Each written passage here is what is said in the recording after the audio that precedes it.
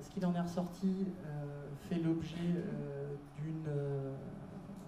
est résumé dans une instruction de l'ANRU qui est en cours de diffusion, qui a été validée par le conseil d'administration, alors qui comporte deux volets.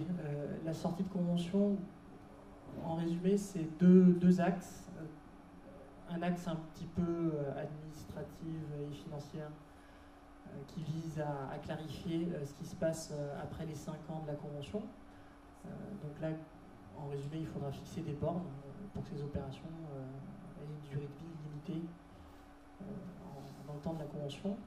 Le deuxième axe un peu plus prospective,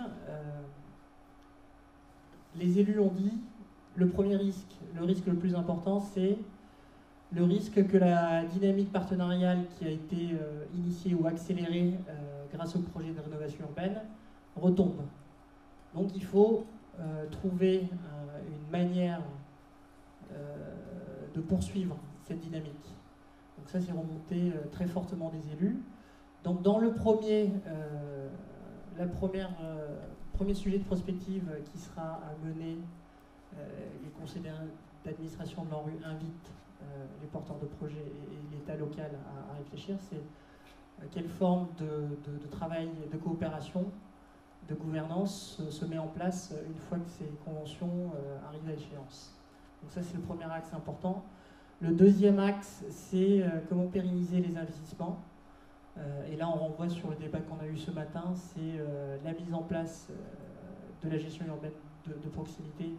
Et bien qu'elle ait été mise en place pendant l'ANRU, il faut réfléchir à son évolution après le PRU.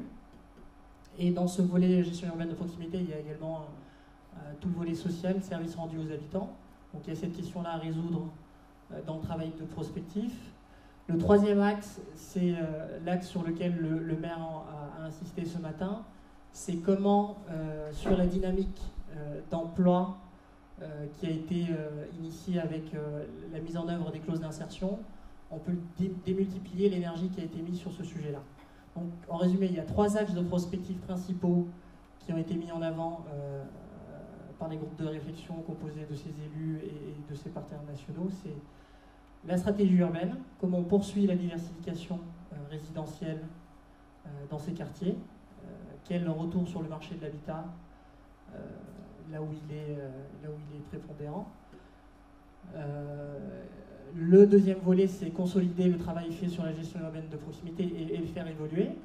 Et le troisième volet, c'est le volet emploi, insertion, continuer à développer cette dynamique de partenariat avec les outils de droit commun sur le volet.